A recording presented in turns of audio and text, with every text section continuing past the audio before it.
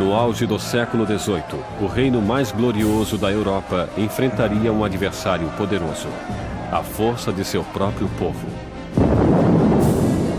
Um homem se ergueria para inspirar a nação a afastar um rei relutante, uma rainha odiada, e uma nova república nasceria no sangue da Revolução Francesa.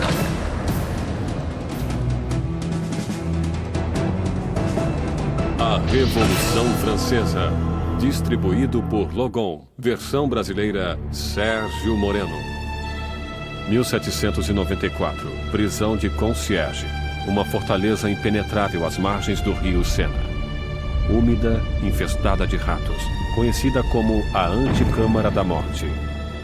Dentro, a voz da jovem nação está prestes a ser silenciada. Enquanto seu cabelo é cortado e seu pescoço fica nu para a lâmina da guilhotina, Maximilien Robespierre prepara-se para pagar o preço pelo cataclismo deixado à sua volta. A explosão de acontecimentos que tornaram-se a Revolução Francesa.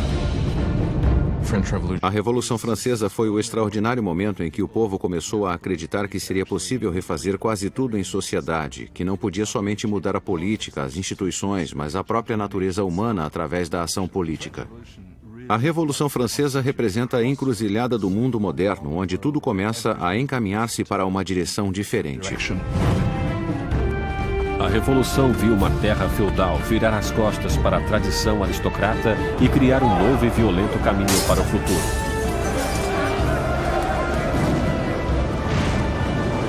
Faria estremecer os próprios fundamentos da Europa e seu impacto seria sentido além dos mares. É o acontecimento mais importante da história ocidental. Há desenvolvimentos que podem rivalizar-se com ela, como a Revolução Industrial ou o capitalismo. Não consigo pensar em nada mais importante. Foi a revolução que mais abalou o mundo, se considerarmos que acabou com a Igreja Católica, livrou-se do cristianismo, livrou-se da nobreza, do rei e de todas essas coisas. A Revolução Francesa levou o pão aos pobres, a democracia à França, e estabeleceu uma nova ordem na sociedade. Mas o progresso custaria seu preço. Era um momento de esperança e ambição extraordinárias e acabou transformando-se em tragédia. Ao quebrado e derrotado, Robespierre, que há pouco tempo ocupara o cargo mais alto, encontrava-se em meio à revolução mais cruel e sangrenta da Europa. Fiel a seus ideais, era chamado de O Incorruptível. Tão poderoso que qualquer manifestação sua causava o medo em toda a cidade. Um mestre em oratória, as palavras de Robespierre eram suas armas. Agora silenciado por uma bala na mandíbula, aguarda o mesmo final brutal a que obrigara tantos outros. A revolução devoraria seus criadores.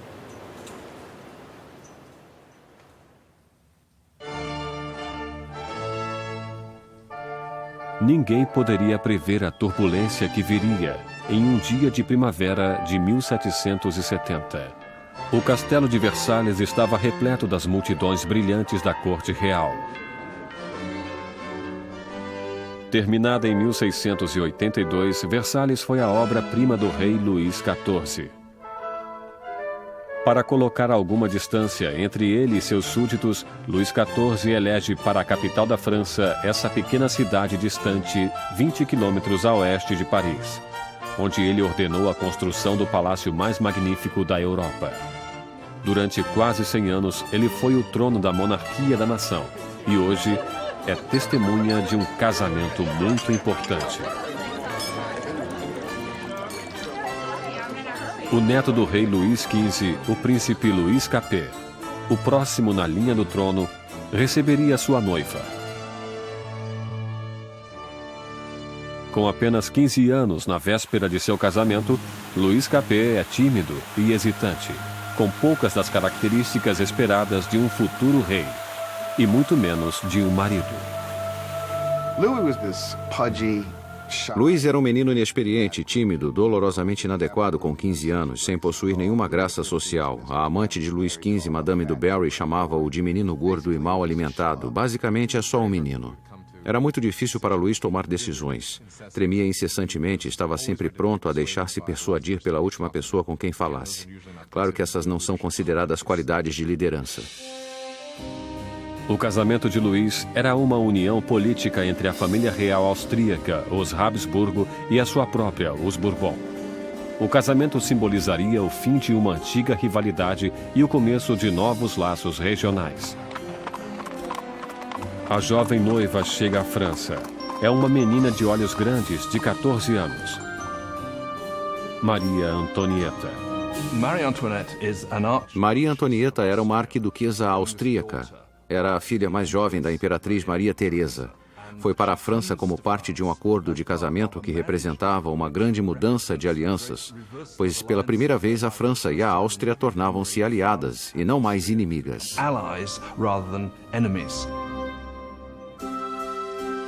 Maria foi para a França como um símbolo político, mas como adolescente tinha pouco interesse em assuntos políticos.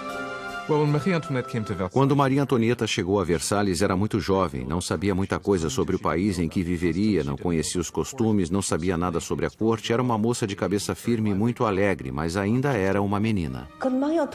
Quando Maria Antonieta chegou a Versalhes, era apenas uma adolescente loura, olhos azuis. Era bonita. Gostava de ser atraente para as pessoas e chegou com a intenção de conquistar o marido e sua nova família.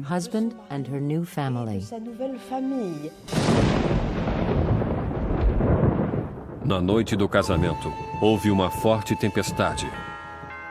Mas a grandeza da cerimônia iluminou o palácio enquanto os recém-casados dirigiram-se para a alcova real. Em uma cerimônia que simbolicamente assegura a concepção de um herdeiro, os cortesãos do rei estavam presentes quando o estranho jovem casal foi revelado no leito nupcial pela primeira vez. A multidão estava encantada e as expectativas eram elevadas. Mas quando as cortinas se fecharam, ficou claro que um herdeiro não seria produzido tão facilmente. Luís não estava interessado somente em governar, não estava particularmente interessado em amar também e não prestou atenção na mulher nas primeiras noites e nem mesmo mais tarde em seu casamento. Muitos anos depois, o casamento foi finalmente consumado. A ausência de um herdeiro logo espalhou boatos por todo o país e continuou a perseguir o casal durante anos. O casamento de grande gala continuou durante dias, mas fora dos portões de Versalhes, pouco havia para ser comemorado. Anos de incompetência por parte da monarquia deixaram o povo francês pobre e faminto. Há quase uma década, Luís XV perdera a Guerra dos 7 Anos em batalhas por territórios da América do Norte. Esse conflito malfadado quase levou a França à falência financeira e em prestígio. Os cofres do país ficaram quase vazios, mesmo com a população crescendo cada vez mais. Com doenças como a praga, já distantes, pouca gente ainda morria, mas cada vez existiam mais famintos. Os habitantes da França cresceram de 20 para 26 milhões no século XVIII, depois de ter crescido só 1 milhão nos 2 séculos anteriores. Isso causava uma tremenda tensão na situação e havia muita ansiedade. 4 anos depois do casamento real, o avô do príncipe Luís perdeu sua batalha final pela varíola. Luís XV morreu como um rei derrotado e impopular, deixando atrás de si um país à beira do caos. Em uma cerimônia generosa, o jovem príncipe Luís herdou o trono e foi coroado como Luís XVI. Mas mesmo durante a coroação, Luís já estava consciente de não estar preparado para o cargo. Luís XVI, quando seu avô morre e fica claro que ele não era o rei, não sabia o que fazer. Sente como se o mundo caísse sobre ele, mesmo tendo sido educado sendo que seria um rei. Só que não se sente preparado para isso.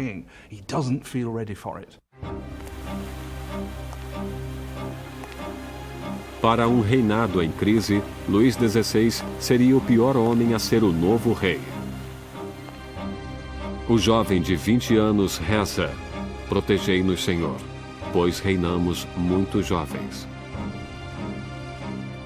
Protegidos em seus aposentos reais em Versalhes, Luís e Maria iniciam suas vidas como jovens monarcas, enquanto, a apenas 20 quilômetros de distância, em Paris, outra nova era começava, que iria confrontar-se com a monarquia. Uma perigosa era de ideias. A era do Iluminismo.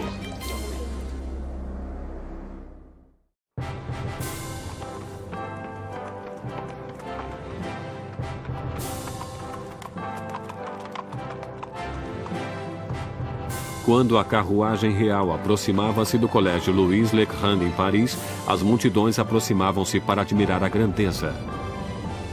Era o dia de receber o novo rei coroado, Luís XVI, e sua encantadora esposa austríaca na cidade de Paris. E na liderança da festa de boas-vindas estava um jovem e promissor estudante de direito, Maximilien Robespierre. Quando Robespierre era um estudante, o rei visitou o colégio e Robespierre dirigiu-se ao rei em latim. Portanto, ele falou com Luís XVI quando adolescente. Enquanto Robespierre respeitosamente fez seu discurso em latim, o rei mal percebeu o garoto. Mas anos mais tarde, seus destinos cruzariam-se novamente sob circunstâncias muito diferentes e muito mais trágicas. Foi um daqueles rituais que aconteciam em todas as escolas, apesar daquele ser carregado de ironia, pois aqui temos o jovem Robespierre lendo seu discurso em honra ao homem que ele mais tarde mataria. Mas na época, o discurso era caloroso e os elogios sinceros. A visita da realeza pode ter conquistado o coração do povo, mas suas mentes inclinavam-se cada vez mais em uma direção completamente diferente. Desde a Idade Média, a sociedade europeia estivera dividida em 3 classes distintas, ditadas pelo nascimento. Havia uma grande divisão entre a riqueza da nobreza e a do clero e a pobreza dos camponeses. Então, no início do século XVIII, a razão e a ciência começaram a desafiar as antigas tradições. Varrida por uma corrente de inovação e por nova literatura, Paris torna-se o centro filosófico do mundo. A cidade pulsa com o florescimento do conhecimento, um brilho cheio de possibilidades. É a era do Iluminismo. O iluminismo é um movimento que diz para não confiar em autoridades ou em qualquer coisa que alguém lhe tenha dito. Pense por si mesmo, teste você mesmo. No antigo regime da Europa, diziam o que deveria ser pensado. Recebiam informações do alto, dos padres, dos governadores. Portanto, a ideia de poder mapear o conhecimento humano e ter acesso a ele era revolucionária. Nos salões de elite de Paris, os aristocratas reuniam-se para discutir autores do iluminismo e a era burguesa da razão. Voltaire, Rousseau, vozes frescas que pregavam a liberdade, o controle do próprio destino e, acima de tudo, a igualdade. A paixão por essa nova literatura encontra-se principalmente na classe superior, mas como o iluminismo atingia todos os níveis da sociedade, o grito de igualdade começou a ameaçar o modo aristocrático de vida. O que torna essa ideia perigosa é que mais cedo ou mais tarde haveria a pergunta: por que os aristocratas são privilegiados? O mundo poderia mudar para tornar-se um lugar melhor? O progresso é possível? Isso minaria a ideia de que a monarquia é natural, a aristocracia é natural e que a hierarquia é natural. Para ver o iluminismo em ação, era apenas necessário olhar para o outro lado do Atlântico, onde os americanos lutavam por liberdade da antiga inimiga da França, a Grã-Bretanha. O jovem rei Luís quis vingar-se das derrotas de seu avô e viu a oportunidade na guerra americana pela independência. Luís dedica à causa um total de 2 milhões de liras, o suficiente para alimentar e abrigar 7 milhões de franceses durante um ano. O investimento marcaria o início do colapso financeiro da França. A América levou a França à falência devido à dívida em que a monarquia francesa incorreu para lutar na guerra para a independência americana. Isso foi crucial para a situação financeira da monarquia francesa, porque ela não tinha como pagar aquelas dívidas. Enquanto Luís enviava tropas e dinheiro para o outro lado do Atlântico, Maria ocupava-se em criar suas próprias dívidas. A vida em Versalhes é uma rotina sem fim de rituais arcaicos e formalidades. Existiam cerimônias para o despertar dos reis, para vestirem-se, para comer, para recolherem-se ao leito. Para divertir-se em meio àquela loucura de rituais, Maria Antonieta preside desfiles de uma moda cada vez mais audaciosa. Maria era obcecada pela moda, especialmente penteados criativos que levavam horas e mais horas para fazer, usando todos os tipos de ornamentos e frutas. Para muitos, aquilo era obsceno. Passou a representar tudo o que havia de errado com ela, com Versalhes e com aquela cultura. Maria ocupa-se também com os boatos da corte, jogando e inventando diversões. Como suas despesas aumentavam cada vez mais, Maria foi apelidada de Madame Déficit.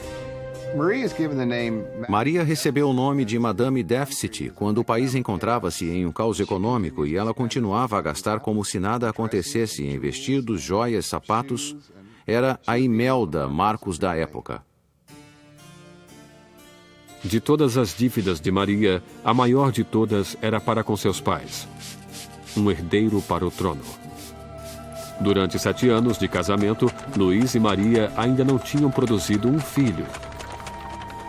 Maria encontrava-se em uma posição tremendamente humilhante. A função de uma rainha era produzir um herdeiro. Era absolutamente necessária a presença de um filho. E durante aquele tempo o povo criticava, estavam insatisfeitos. Diziam, o rei jamais deveria ter se casado com essa arquiduquesa austríaca, e agora ela nem consegue produzir um herdeiro para o trono. Maria estava desesperada. O apetite de Luís por comida era inquestionável, mas o sexo não encontrava-se em seu cardápio. Maria Teresa, a mãe de Maria Antonieta, questionava: se uma garota tão bonita quanto minha filha não o anima, o que estará acontecendo? Luís XVI e sua jovem esposa Maria Antonieta não conseguiam conceber durante 7 anos, e isso causava problemas para o reino. E como o hobby do rei era a serralheria, havia todo tipo de canção sobre Luís, o serralheiro, não conseguir encontrar o buraco da fechadura. O desinteresse de Luís por sexo foi entendido como uma falta de força para um rei. Depois de anos de frustração e de pressão por parte da corte, Luís foi diagnosticado por uma condição tratável chamada fimose. Luís tinha uma deformidade que tornava a ereção tremendamente dolorosa e por isso não houve a consumação até que fosse feito um ato cirúrgico. Mas ele tinha medo mortal da cirurgia e levou anos para concordar em fazê-la. E quando finalmente concordou, voilá. Depois de uma simples cirurgia, o casal pôde ter sua primeira filha, Maria Teresa. Mas isso não conseguiu limpar a imagem anterior de Maria. Desde o início de 1780, começaram a circular folhetos por todo o país, uma sátira pornográfica do rei e da rainha. Panfletos obscenos debochavam da impotência de Luís e mostraram Maria como uma meretriz promíscua em uma corte debochada e decadente.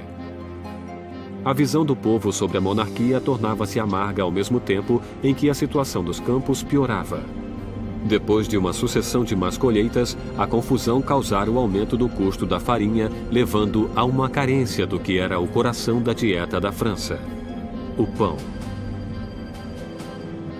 Mas as reclamações paravam nos portões de Versalhes. Como a realeza continuava a viver em extravagância, as queixas eram limitadas ao papel. Uma acusação foi dirigida diretamente para a corte real. Vocês sabem por que existem tantos necessitados? É porque sua existência de luxo devora em um dia o que alimentaria 1000 homens. O homem por trás desta acusação? O mesmo jovem que apenas anos antes endeusara o rei e a rainha depois de sua coroação, Maximilien Robespierre. E nele, o povo logo ganharia uma voz para pedir liberdade e igualdade para a revolução. Versalhes, no final do século XVIII, era um oásis de extravagância rodeado por uma terra em desespero. E com um rei inseguro no leme, a França seguia o caminho certo para o desastre. Depois de 19 anos de casamento, Luís tinha 4 filhos. Só que, como rei, continuava impotente.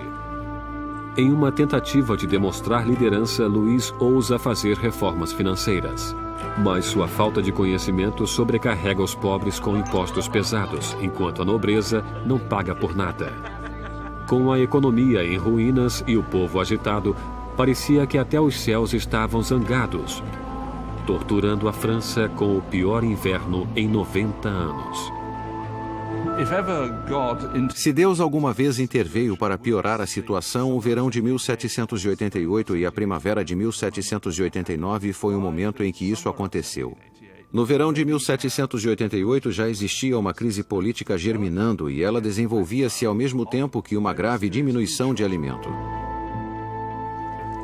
Para o povo da França do século XVIII, a farinha era a essência da vida.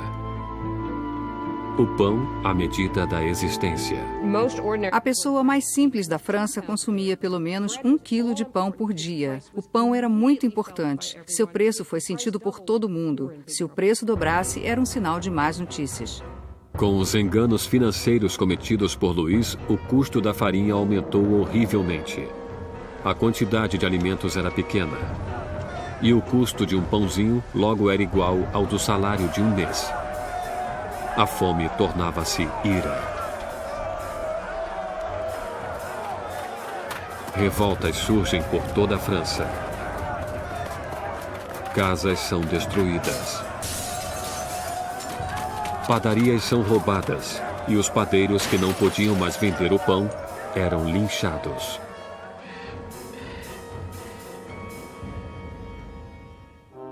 Com a economia em frangalhos, os bancos obrigam Luís a contratar um ministro das finanças, Jacques Necker.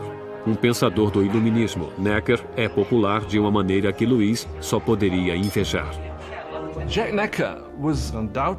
Jacques Necker foi sem sombra de dúvida o ministro mais popular durante a primavera de 89, porque afirmou publicamente em seus pronunciamentos que o dever do governo seria garantir que houvesse pão suficiente para todos.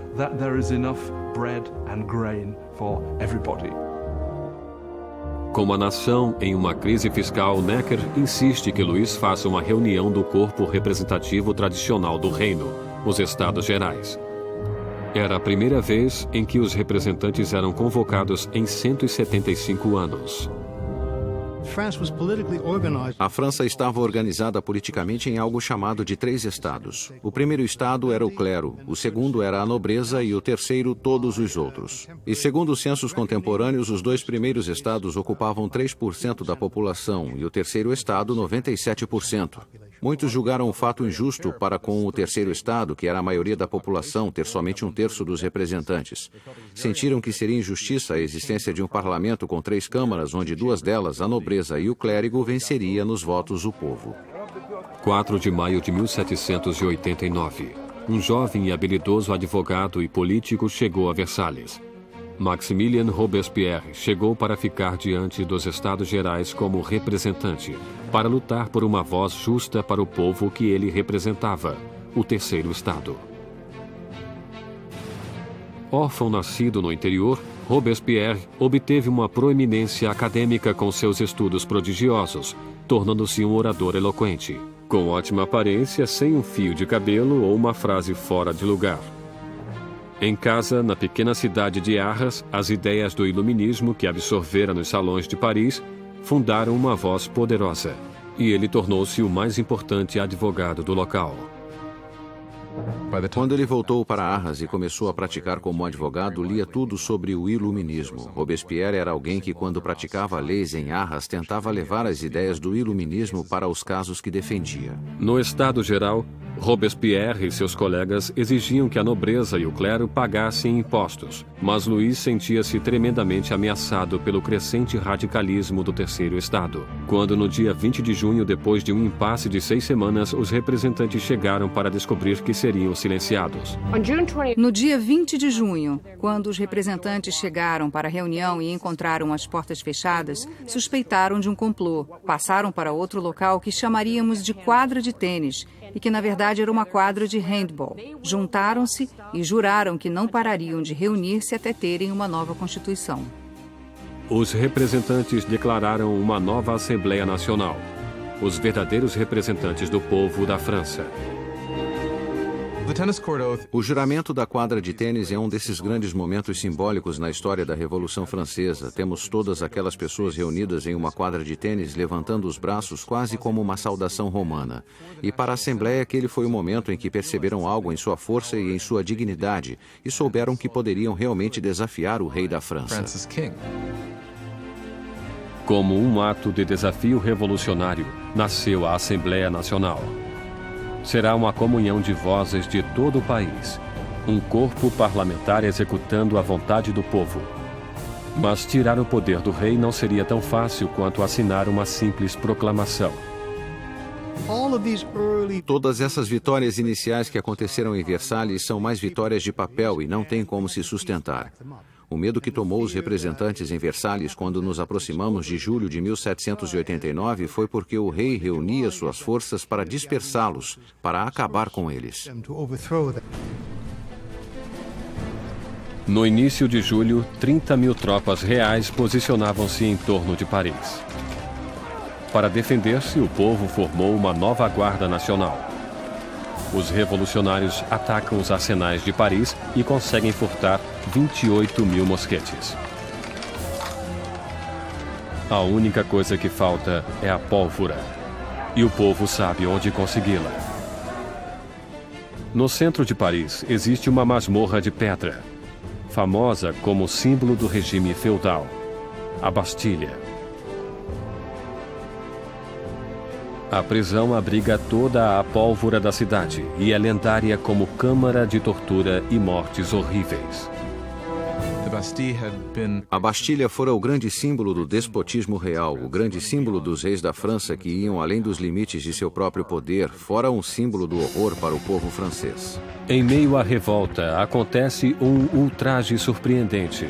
Luís demite seu ministro das Finanças, Jacques Necker, o amado do povo, visto como simpático às massas. Horas depois de sua demissão, Paris fica sabendo que seu representante foi afastado. Não restou mais nada além da revolta. No dia 14 de julho, multidões reuniram-se identificando-se com um pequeno penacho vermelho e azul, as cores de Paris, separadas pelo branco, a cor da causa dos Bourbon. Nascia o tricolor. E entre a multidão enfurecida, uma voz grita: para a Bastilha. Atacar a Bastilha significava que o povo de Paris dizia: não se livrarão da nova Assembleia Nacional. O povo está agindo, está armando-se e basicamente diziam: estamos do lado da revolução. Vendo o exército que aproximava-se, o governador da Bastilha, Bernard de Launay, tentou trancar a prisão. Armou uma defesa inútil, mas os saqueadores invadiram a fortaleza e atiraram-se sobre os guardas com facas e lanças. Finalmente, de Launay rende-se, mas a multidão furiosa arrasta-o pelas ruas. Os saqueadores exaltados chutam e esfaqueiam-no até que ele grita: matem-me de uma vez. E a multidão obedece. Ele é assassinado e nasce uma tradição revolucionária. Sua cabeça decepada desfila enfiada em uma lança.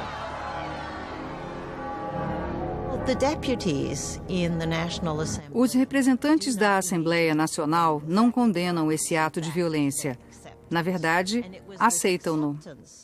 E foi essa aceitação da violência popular que, pela visão de algumas pessoas, criou um padrão que teria consequências catastróficas para o desenvolvimento da Revolução.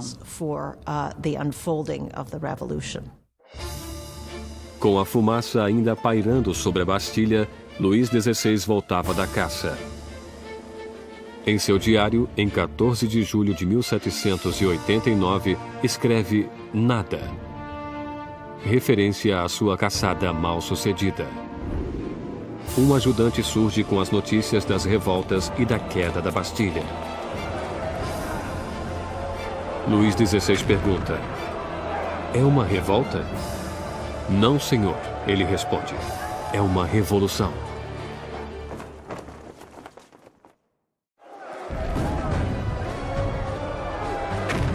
A queda da Bastilha soltou as rédeas da revolução. O povo desafiara seu rei e vencera. Não havia mais retorno. Como um símbolo da derrota real, o povo, homens, mulheres e crianças, cavaram com as próprias mãos e derrubaram a Bastilha, tijolo por tijolo. Começavam a desmontar o próprio passado. Os franceses decidiram destruir a Bastilha logo que puderam. Sem terem como usar explosivos, isso foi feito dolorosamente, mas com um tremendo vigor. E os tijolos foram arrancados e vendidos como emblemas da demolição do despotismo. A energia das ruas dava força